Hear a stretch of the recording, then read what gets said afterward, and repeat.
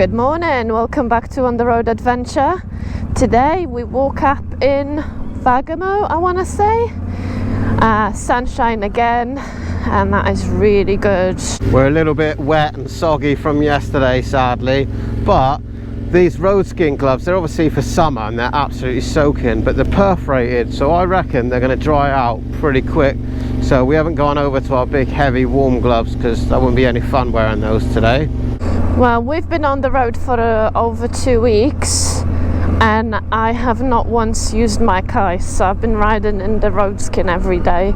They do get a little bit wet obviously, but because of the ventilation I feel like they dry pretty quick as well. Today we are off about 3.5 hours from where we are now. We need to get to Trondheim where there's a Yamaha dealer, and I'm going to go there and I'm going to buy all the bits that we need to service these bikes. It's a little bit early, but we want to be sure that we can get what we need before we're at the 6,000 mile marker, so I'd rather service them early, being that we are going, you know, to a remote area right at the top of Nordkapp. It is a cooler 25 degrees today and I can feel the breeze going through my jacket. All the vents are open, hopefully it's going to dry out from yesterday. But we got up proper early this morning and we're packed and ready to go, and on the bikes probably close to 10:30 this morning. That might be a record on this trip. What a beautiful place to wake up to as well, and it's stunning around here. There are places here in Norway where you're driving through and it's got real Switzerland vibes. I think it's all the lush green countryside and the trees and the hills and valleys. I really like it here. Well, we've had a few miles going through the forests and villages and things. Now we're getting on the E6, I think probably for the first time on this trip, and it looks like the E6 is the main road.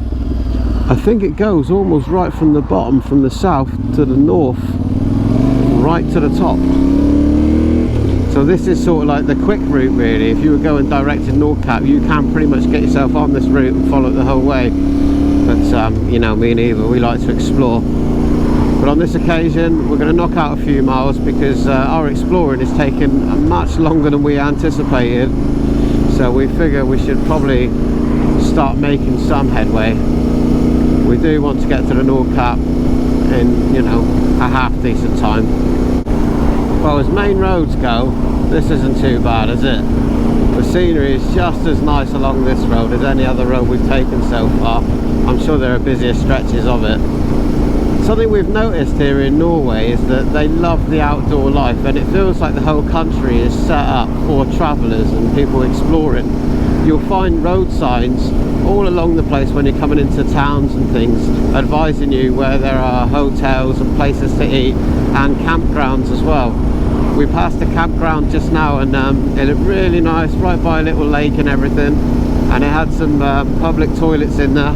And we've used these passing by and they are always kept just as clean and immaculate as you know, the campgrounds that you stop and pay for. So I think me and Eva might try one of these little sites out when we're passing by and see one at the right time. I wanted to show you, we've seen loads and loads of those sprinkles irrigation systems all around different fields for a couple days now. It looks like the weather lately must be too dry, so they're trying to keep the crops and the grass alive. Who would have thought you would need that sort of thing in Norway? Well, this morning there was no eggs on account of we didn't go to the shops yesterday. So these Circle K places, they seem to have some pretty decent food. I think you buy sandwiches and the cooked food and all sorts of stuff there, so we're going to drop in here. But wow, look at that. Just bumped into an amazing church as well. It's cool, isn't it? Look at this bike. What is this? I've no idea. Let's park next to it and have a look, shall we? Oh yeah. God, it's like an old Kawasaki Z1000, that is. That's proper vintage, that one. Still going though. It's a testament to you know, simple, beautiful bikes, isn't it? I've seen it on a few Circle K stations.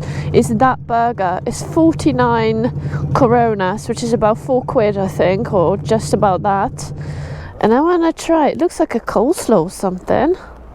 Alright, well I'm in. Get two of I'm them getting then. the burger. Burger breakfast. How healthy are we? That's because we've been running and everything this morning, but we didn't film that, did we? But I'm sitting here. How'd you get on? Well, got 2 burgers. Right. I don't know. Looks like a coleslaw type thing, salad in it. Okay.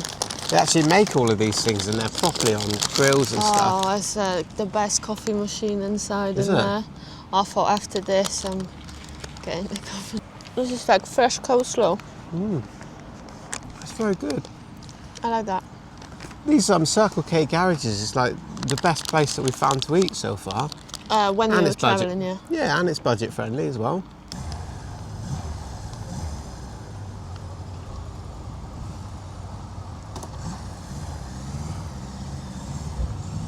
It's quite busy here. We are in a place called Dombas. Yeah, you have to be very careful when you come to these little towns. Like the roads in between are really quiet and peaceful, and it's just, you know, single lane, 80 kilometers an hour, all very nice. But it's like all roads lead to little towns like this where all of the services are, your petrol stations and your supermarkets and whatnot. So these little areas become really busy. We still have about 2 hours and 50 minutes to go, so I think we better hurry up. So today is the first day that we actually seen speed cameras. I don't know whether before we haven't noticed them in Norway or they just haven't been on those small roads that we took. As I understand it from people talking to us about the cameras in Sweden, I think it's the same in Norway, where they have to capture a picture of both your registration plate and your face in order to prosecute. So that makes it difficult for motorcycles, because obviously you've only got reg plate on the back. Apparently tinted visors also cause a problem for this sort of thing. Obviously we do not condone speeding, but on motorcycles specifically, what you're looking out for is the police radars and stuff. We've seen others get caught literally just a few kilometers an hour over the speed limit, and they got huge fines. We keep getting overtaken by Norwegian number plates, so I don't know whether they just know where they are or what the crack is, but me and Eva have decided we will be strictly adhering to the speed limit, because getting done €1,000 each would be incredibly painful for us. To be fair, most of the time you're traveling here in Norway on a motorcycle, you've got so much to look around, and it's so interesting that you really don't need to be speeding, and you just go slower in national parks and things like that. This road, yes, it's tempting to just go 120, but we are not. And also I do think that it's good that people are scared of speeding. There is way too many accidents caused by speed and stupid drivers, so I'm not complaining. It is what it is. From the comments section where we were talking about speed cameras before in Sweden, I noticed massively a huge difference in attitude for road safety and speed cameras, and it seems that most people were actually for the cameras and yeah, fully supported them because they're needed and it keeps the road safety up and the deaths down. Which is interesting, because in the UK, you know, they're not very popular, to be fair, and most people see them as another tax on the motorist. We are on the E6 still, and the views are getting really, really nice. We can see some more mountains, and I guess there is a mountain range ahead of us and all around us. But it looks beautiful. This road is not as boring as I thought it would be, at least not yet. We just spotted this petrol station last second, and we thought, let's just stretch our bones. We've been on the bike a good hour and a half now. I have to say it's a little bit boring. But it's alright. We can have a little stretch and we'll be good to go again. For me, I wouldn't say like the scenery and what we're going through and what we're doing is boring. But the road's a bit boring, mainly because you spend, you know, you look at the horizon, you look at your speedo, you look at the horizon, you look at your speedo. Yeah, I think that's what makes me tired, the constant fear of not going over the speed limit. So you're constantly watching the speedo. But also you're trying to keep as close as you can to 80 because it feels like it's taken absolutely forever. I mean, we were calculating like you do in your head. If you were able to average 40 miles an hour, which is pretty unlikely on these roads and speeds, then in 10 hours constantly on the bike you would only actually achieve 400 miles, which is not very far when you consider that we got well over 2,000 kilometers left to do. Look at this one. She's used up all the juice in the car though. Is that going to be right? Can you turn your head? You can't, can you? If you turn your head you're going to pull that out. Oh, that's right. I didn't think about that. Oh, it's a shame. It's just a few inches too short, that is. No, it's going to stop you from turning your head. No, take it off, ain't worth the risk. Nice try.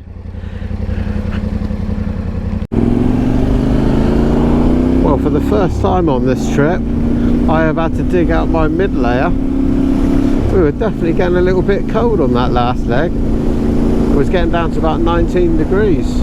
We got 1 hour 25 minutes to get to Trondheim. We should get us there for about 3:30, so we should be in plenty of time to pick up the bits and pieces we need. We keep seeing the signs, warning signs for the moose, but there is no signs of a moose, and Rich really wants to see one. I'd probably much rather eat one. Oh, that's an interesting old bridge. I'll tell you what, it's only when one of you has the Cardo battery die, you know, that you really appreciate just how good these things are. The years gone by now, you know, where you had hours between talking to your riding buddy, those days are gone. And even now, Eva hasn't got her Cardo on, but I'm able to listen to music. I just think these things transform the riding journey. Absolutely love mine. Just pulled over for a quick stop. I reckon Eva's missing her Cardo unit as well. Or maybe I'm missing Eva a little bit. Hello, welcome back. I have to say, I was trying to keep myself awake, and I think it's the problem with this generation, or you know, I'm not that young, but just hate not being connected. Absolutely hate that. I don't know why, it's just one of those things. And it's funny though, because when I do ride, I tend to not speak. Yeah, but having music on and the ability to communicate and pass information, it's everything, isn't it? Yes. And sometimes when you're stuck in the traffic and you feel like you might, not paying attention because you're getting tired or something, you can just speak to the other person. So definitely. And listening to podcasts sometimes. Yeah, I was thinking that earlier actually. I might try a podcast. I've gone through most of the repertoire of the music I usually listen to. I got a bit of Pink Floyd Division Bell on at the minute. Let's see what music I can listen to. I don't listen to Polish disco music, but when I'm really tired, I put the Polish disco polo. Anyone from Poland or anyone who's been to a Polish wedding will be familiar with the genre. It's, I don't know, maybe it's an equivalent to a country music, but from the Slavic countries. Well, I don't know about that. But have you ever asked your Siri for happy hardcore? That'll keep you awake. Yeah, that doesn't really work for me. That's proper raving music, that is.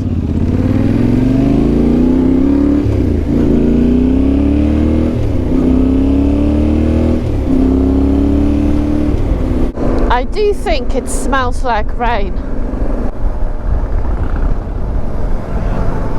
Just going into a tunnel now, 3.6 kilometers. This road that we're on now, or this portion of it, is actually a toll road. But a good thing about toll roads in Norway is that most of them do not charge for motorcycles. So it should be free for us. Looks like it will rain. So we don't want to repeat yesterday's mistake. And I think we're going to put the waterproofs even if it's not going to rain. Probably won't. Once we put the waterproofs, it's definitely not going to rain. Honestly, the bike's saying it's 22 degrees, but I put a mid layer on at the last stop and I'm still really cold. The weather is definitely changing. Meanwhile, another lovely church. I'm not religious in any way, but you've got to appreciate a nice church, you know. They put a lot of craftsmanship and effort into building them. Look at the doggo and the camper van. Loving life. Right, we're all laid up. We've got about half hour to go, and I left my bag open, which means getting off again. Woohoo! I hope this shit happens to everybody else, because it happens to me a lot.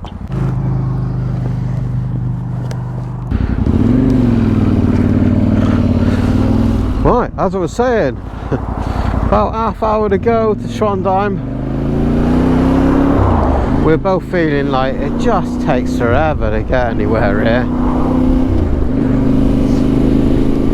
In the UK, we moan about the speed limits and 70 mile an hour being sort of like draconian speed limits based on the stopping distances of, you know, 1960s cars. And with modern technology now, you know, that there is an argument for raising the speed limit, but that's 70 miles an hour on most roads. I'm not really sure what the what that is in kilometers an hour, but yeah, 70 kilometers an hour is slow going. Is that 35-40 mile an hour, something like that? We just hit a bit of main road here, and the speed limit's gone up to 110, which feels ludicrously fast considering we've spent weeks at like 80 kilometers an hour. What a relief. Right, is this Yamaha? This is Yamaha. Okay, this is Yamaha Trondheim. We're hoping we're going to get all we need in here. There are plenty of Tenere sat there, so hopefully they know their thing. Okay, well, the guys inside there are being fantastic. They had the bits I needed, sat there ready with the invoice waiting for us. And I explained we're on our travels, and yeah, I needed to drop the oil ideally. But the workshop's now closed. It is 4:10 on a Friday, so I hope they don't blame you. But he's lent me an oil pan and said I can go around the side and I can crack on, so that's what we're going to do. No time to waste. They will be closed in 1 hour, so we want to do it as quick as possible. So we just need to get rid of this bash plate so we can get near the oil filter. So all I need here is the 13mm, the eastbound socket. I think there's about 7 bolts on this one and it's off, done.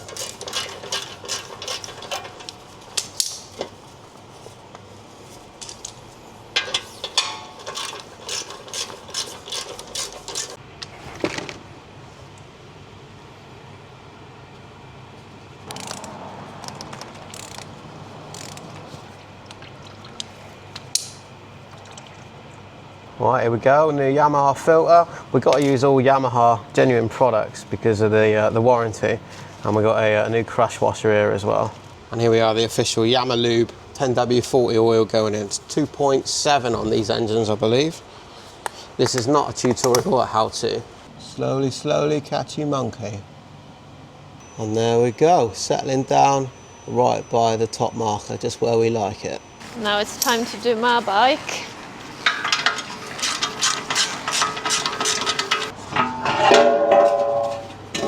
These things have been worth their weight in gold, haven't they? Brilliant. That's better. Fucking mine was a nightmare. Always a gamble this bit, where to put the bowl. Try to catch all the oil. Don't drop the sump plug. Here we go, new crush washer. Nice new Yamaha filter, on we go.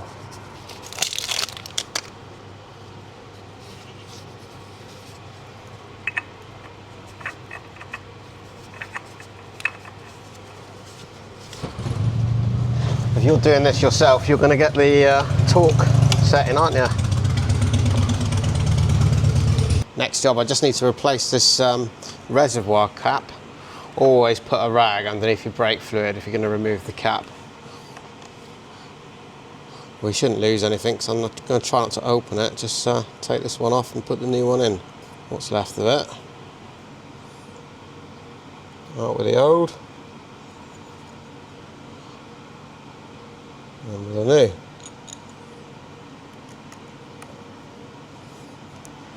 Oh look, it's just like you've never dropped it. We don't need any reminders, that never happened. What do you mean we don't need any reminders? There's a couple of little jobs left to do for the service. I need to change the air filter, which I got down there, but I'll wait till we get to camp because I've got to remove all the bags to get to the seat off to do the air filter, so I'll do that. It's a 2-minute job in a minute. And obviously look at the chain and, you know, loop things like the brake cable and stuff like that. So I'll do that when we get to campsite. Right, lovely, that went well. And I would like to personally thank the staff here at Yamaha Trondheim. They have been absolutely fantastic. And yeah, you can't ask for any more than that. When bikers are bikers and we all help each other out, and yeah, it makes a big difference. You know, I could have tried to do that at the side of the road, but then I'd be stuck with the old oil problem and getting rid of that responsibly, whereas these guys take it away. So special thanks to Finn, who sorted us out here. Had all the parts, bits and pieces ready that I requested. Do you know what, they were even good enough. I needed the new reservoir cap and they said, look, you know, we can order one, but it's going to take a while. So they took one off of another bike they had available and they're going to replace it with the one that comes in, you know, for my order. You can't ask for more than that. Top guys. Yeah, really good. I definitely didn't expect it for them to be so nice to us. I am going to drive on the correct side of the road. Now I don't know if it's something that's in your head, right, but the bike always seems to be smoother, that little bit quieter, that little bit better when you got nice fresh oil, doesn't it? Be nice to do the air filter as well, so it's all fresh and new. I'm not convinced you need to do the air filter, but I'm fairly sure that the manual says that the air filter should be done at 6,000, and we've been doing a bit of off-road and that, so there will be a bit of dusty stuff in there. So you look after these things, they look after you. Put a new one in. Ah, who knew this is where we're gonna end up? Well, as you all know, motorcycle travel through Norway can be very unpredictable. And right now we are going through hell. Welcome to hell. It's so childish, I know, but we just had to stop here. This is Hell train station. So if this train station is called hell, if you get on the train in here, are you getting out of hell then? Imagine working in hell. That'd be amazing. It's so funny. Well, from hell and above, there is pretty much bugger all, it seems. Yeah, someone did tell us that north from Trondheim is not very much. I don't know for how long or all the way to the north, I'm not sure. It doesn't seem to be that many campsites and choices, so we picked one about 41 minutes away from here. We have been warned already that the further north you go, you know, people have neighbours that are 100 kilometres apart. So yeah, we need to be more prepared now and mindful of places like fuel stations and things. So a top tip is, if you're using Google Maps to plan a route, put in your end destination or your next destination, and then you can click search along route and search for the petrol station, so you'll see how many along your route. Yeah. So we got 46 minutes at 50 kilometres to the campsite we've chosen. When you've been riding with the summer gloves for so long and then switch over to the winter ones, it feels like they're so big and clumsy, it's unbelievable. Can't wait to get my road skin ones back on. They fast become my favourite gloves. Oh, I don't know. I think the summer might be over in Norway. It was so cold right now. I had to put my merino wool base layer because I do feel quite cold. And I had a quick look at the weather app up north and it doesn't look so good. So hopefully the wind will change or something will change and the sunshine will come back to Norway for another few days. But even if it doesn't, we had such amazing week or so here that you really cannot complain at this. Well, speaking of going north, we are going north for about 44 minutes, 49 kilometres, and that should take us to our campsite. Well, we've been going for about 40 minutes now, something like that. It's been pretty much main road like this, through rural areas, not seeing very much. Although it looks like some industrial is coming up. But something we have noticed is that the area isn't littered with motorhomes anymore. I don't think we've seen one since we left Trondheim. And before, they were parking in every lay-by and stuff in the evenings. There were hundreds of them. As I say, that one comes by, look. Standard. Right next to the campsite, there's a supermarket and all. So we stopped here just to get some food, and Rich reckons I was gone for an hour.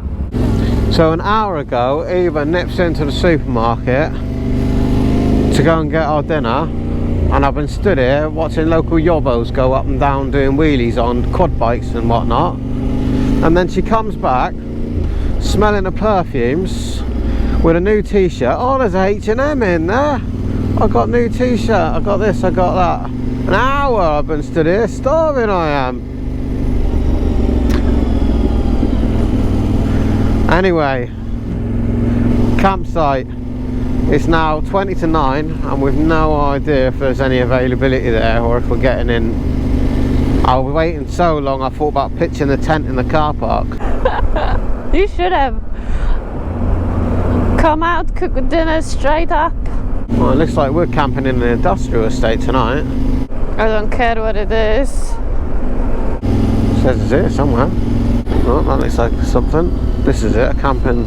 We're camping on an industrial estate. Why, you want to camp by a waterfall? Oh look, there is a lake or something. Alright, let's see if we're too late then. Oh, there's somebody in there. It looks very busy. There is always a space for one tent. I'll go and do it. Yeah, you go and do it, that'll be an hour again. Reception and cafe. It all looks a little bit like they're really bad at spelling here. It's funny, I was looking at the other place, Reception. Yeah, obviously we don't know any Norwegian, but you can read almost everything. It's like a toddler wrote it. Right, well, that didn't go very well. She tells me she is full. They're not allowed to put any more people in here. I tried. I said, well, you don't have anywhere for us to put our little tent. You know, I mean, I can see countless places we could put it, just standing here, but nope. She says no. I've just found the campsite, the next one up, and the guy was so lovely. He was like, yeah, we've got loads of space, just come. You're warmly welcome to come here. And I'm like, okay, we come and be there in 20 minutes. We're just wondering, because we can see a lot of grass for us to pitch the tent on this campsite we're just leaving. Maybe the campsites, they have like only a license for so many people or tents. I'm not sure how that works, but no drama. If I didn't show up so long, maybe we had a spot here. But I've got a good feeling about the next campsite, and at the very quick glance, it's got loads and loads of good reviews, so it'll be okay. Oh, that's a nice looking place. See, it worked out. Maybe. Yeah, we'll see. Hello. Hello, how are you? Fine, thank you. Excellent, good, good. You come here with your Tenere. Yes, please. Oh, both of you. Come for camping. Huh? Come for camping. Yeah. Yeah, fantastic. Well, I've had a bit of a walk around the campsite, and we've been offered up 2 places to choose from. And the guy seems really nice and helpful. He says we can pay extra for the electricity, or just bring our charging box over, and he said he'll sort that out and charge it for us. So right, so what he's saying either is we can either go here where these trees are, on the other side of the trees, or over there in the corner of that field. Very simple dinner. Sausages, bread and cheese. That's not any old cheese though. This is good cheese. This is Riddler. We had some of this before. It's actually really good. Yep. Well, while Eva was cooking dinner just now, I went back down to the cabin there to pay the campsite owner. Yeah. So we paid 280 kroners. That's all right. That's That's very good. about, what, £25? Yeah, something like that. Yeah, very good. And I learned a couple of things. So while I was there, he had his young girl with him, his daughter, and I said, "Oh, you're apprentice?" He says, yeah. He says, "I'm training her as my dad trained me, as his dad trained him." Turns out where we are has been open since 1952, and Wow. he says it's probably one of the oldest, longest running campsites in Norway. Wow. I also, because the girl was also learning to speak English, so he was getting her to talk to me and do the transaction. And so I asked her what thank you was in Norwegian, Right. which is tag, the same as the Polish word for yes. But so it's that's easy. double K, isn't it? Yeah. Yeah. Oh no. I'm gonna sneeze. Nostrovia. Na zdrowie. Very simple dinner. That's done. We've got a really nice campsite here. Beautiful. And I think, you know, everything happens for a reason, whatever it is. And This is much better than the last one. I'm glad we were turned away from the previous campsite. It's actually much better. So the plan for tomorrow is ride if it's nice weather or okay, and have a down day for editing if it's raining.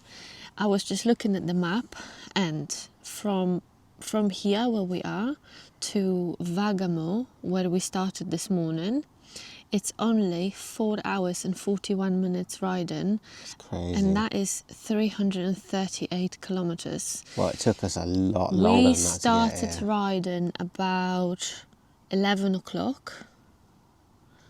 And we got to, About 9 it took o'clock. us. It takes took us basically longer. double, as always, than what Google Maps actually says. I don't know. We had some think so. stops, and I think also with Google Maps, if it tells you it's 4 hours, it's not going to be 4 hours on a motorcycle, because you need more frequent stops than if you were driving. And also, we got our oil change done in the middle of the day, so we actually had a quite productive day.